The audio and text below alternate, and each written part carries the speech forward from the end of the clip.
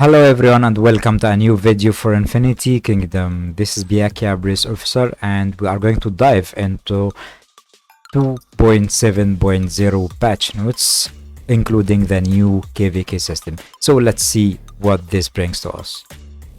First of all, we have here the update journal, and this came after the roundtable the developers made with some players.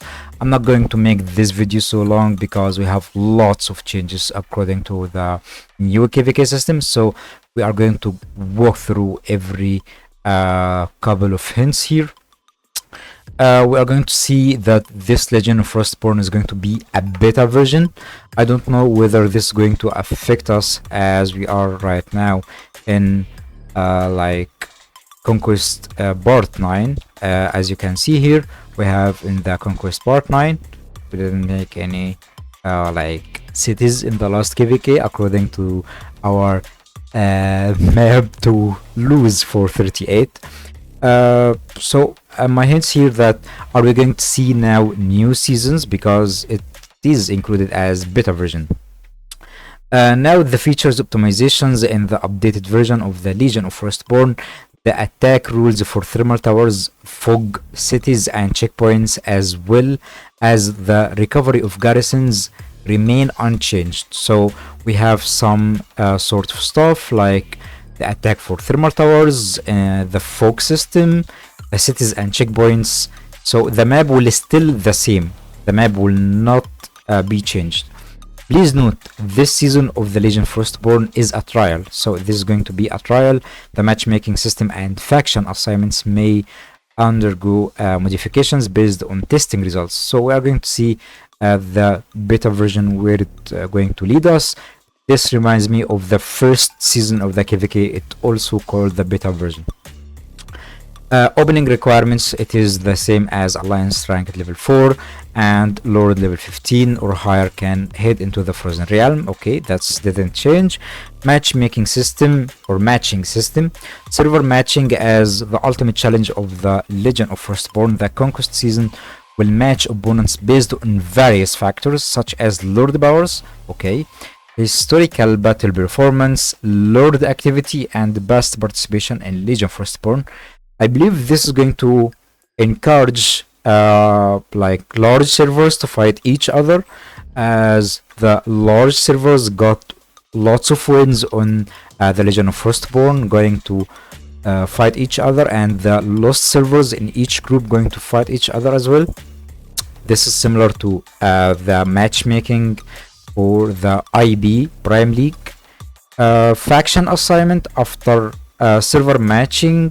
Initial faction assignments will be made. The 4 factions emerging from Blizzard present. We already talked about faction assignment and the federation system before. This is kind of, we are going to see this on action because forming a formation is kind of like forced by the system. Forming a federation, the alliance leader can establish a federation by consuming gems. A federation can be composed of 4 alliances. The leader of the alliance that forms the federation will automatically become the federation leader. The federation leadership can be transferred. Also, formation requirements, alliance joining the same federation must belong to the same faction. So you have to belong to the same faction in order to join the formation. Also, the top 8 alliances are going to be forced to make the federation. Let's see here. Faction selection. Faction selection will be available for the first 48 hours before the battle opens. The top 8 alliances in the alliance power within the same division will be automatically assigned as faction, while other alliances spawn areas are decided by alliance leaders. Once the alliance leader has made a selection, all lords within the alliance will enter the Frozen Realm aligned with the chosen faction. So I believe this is going to automatically bring some alliances together in the same map. Faction mark, the system will log the alliance faction choices for 24 hours before the start of the battle.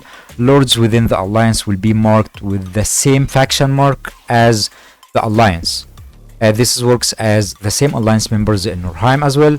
If an eligible alliance has not chosen a faction, the system will automatically assign one. Exceptions: if any alliance qualifies to enter the Frozen Realm after the battle opens, it will be marked with the faction chosen by the alliance leader. If the alliance leader does not have a faction mark, the system will automatically assign one. Lords with faction mark who join the alliance after the battlefield opens will be directly marked with the same faction mark as the alliance. Okay, all of this are acceptable for the factions and new factions system. Once the faction assignment option is opened, you will be restricted from server migration until the end of the war. This remains the same. And we already talked about the federation system. Forming a federation, I wanted to talk about federation first before faction. We come here to the federation rules. Alliances with the same federation cannot attack cities, checkpoints, garrison cities, checkpoints, thermal towers, donate to garrisons, and participate in rallies, defend the players. This works as the same thing for the same alliance, because here, as you see, in BRD I can attack blue alliance, and I believe blue, if it is in the same federation, I cannot attack my friends in other alliances. Also, this is going to help with rallies, garrisons, because it works. It says it works in the Frostborn, so we will see this in the actual KVK next season. We have here checkpoints between federations can be interconnected, and city benefits as well as the city specific specialities are shared. All federation players participating in a city siege can obtain the city's first occupation rewards. This is perfect. If multiple alliances of the same federation participate in the attack on a city checkpoint, the city checkpoint will belong to the alliance that defeats the last troop of the city garrison. This works when we help each other at the relics. For example, if two alliances attacks the relics or the world heart, the last one will take the garrisons, will take the city as well. Cities' first occupation points are distributed to alliance according to the percentage of their damage dealt. Cities' continuous occupation points belong to the alliance that owns the city. We have a new system here called weather system. The weather in the Frozen Realm is unpredictable. The weather in each province may vary. Lords can check the current weather of each province in the Frozen Realm through the weather panel, and the system will forecast the next day's weather in advance. Nice. Please prepare accordingly. Weather types. Weather is categorized into normal weather, abnormal weather, and special weather. Abnormal and special weather will have various impacts on the battlefield. Specific impacts can be confirmed on the weather panel. I believe this weather system is going to be benefits from attacking in some like points, as we have here the weather in the ship level for the harbor, but we have the weather for attacking now, or maybe defending, depends on the weather, because now it's going to have some benefits or some consequences. So cities and checkpoints, nothing new here. Alliance tactics as well, this is new because alliance tactics can provide powerful battlefield support. The new thing here, we are going to have alliance member gathering resources will be converted into points, and this point is going to be used for the alliance tactics. Alliance can activate basic tactics and special tactics using the tactical points. So now the free-to-play players can now feel useful because they can keep gathering resources, and these resources are going to be converted into points, and these points are going to be used for war and defending as well for the whales and dolphins. Basic tactics are divided into military tactics, expansion tactics, and defense tactics. Different types of tactics have different functions. Please make full use of the tactics to create more possibilities on the battlefield. Special tactics are similar in type to basic tactics, but are more powerful when used properly. They can change the course of the battlefield. The activation of special tactics is limited. Each activation costs a large amount of tactical points, so use them wisely. So we need lots of tactical points, so we will need lots of free-to-play players to keep gathering resources. New events to help lords better adapt to the battlefield piece. We will introduce time-limited events based on the Legend of Frostborn's progress. Time-limited event rewards include resources, supplies, special buffs, and more. We will provide detailed descriptions before the event starts. This is going to be into the alliance, into the KVK as well. Alongside with the victory rewards and victory conditions. I'm going through the victory rewards because we still have the personal legend marks, alliance revolution, and this are going to works 99% of the same as before.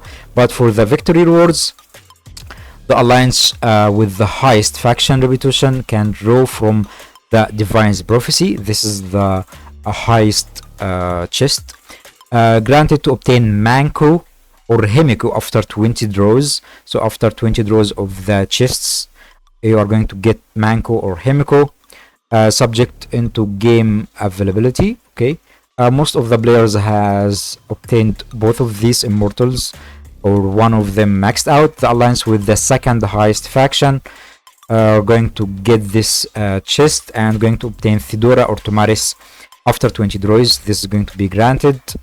I believe this is not going to be a bad thing, but for the all other alliances, I believe they are not going to take any of these last chest here. So anyway, they are going to get a random Holy or Shadow Immortal after 20 draws. I don't believe this is going to be useful because the last chest here is hell expensive with low amount of skills. But anyway, we have final optimizations, game duration. The reports in the game duration are going now to be extended from 90 seconds to 100 and from 90 seconds to 150 seconds. So 1 minute and a half are now going to be 2 minutes and a half.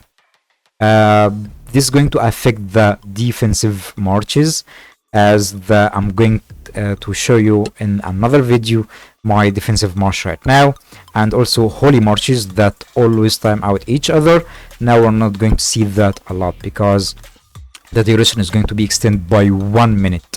A full 60 seconds are going to be extended. Now Darius, you can acquire Darius from the wishing by hauling of the immortal using philosopher stones. I'm saving my philosopher stones as well to get more shards of Darius. Darius, I have him couple of shards. I have him 4 stars because I opened some chests from the last KVK, not the last one, because the last one I didn't spend my legend marks or gems on it. So I hope I can get some of the shards from the Hall of Immortals. We have all the festival events items now are going to be automatically disappeared or time out after the events end. This is I talked about before as well. We have some 2 skills here: adjustment, assist, and drastic action. Assist are going to be the before adjustment every 10 seconds, and blah blah blah. You share the damage and reduce the damage from the back row by this. It got a nerf, but it will works every 6 seconds, not every 10 seconds. It's still the same description with 50% chance, and also it had the 50% chance, but it was hidden in the last description, but it had 50% chance in the last mechanics as well. But now it's going to be 50% chance every 6 seconds. Drastic action before adjustment, it had been 60% chance for the lowest HP, reducing the healing they receive by 50% if the target HP is below 70%. The damage will be dealt again.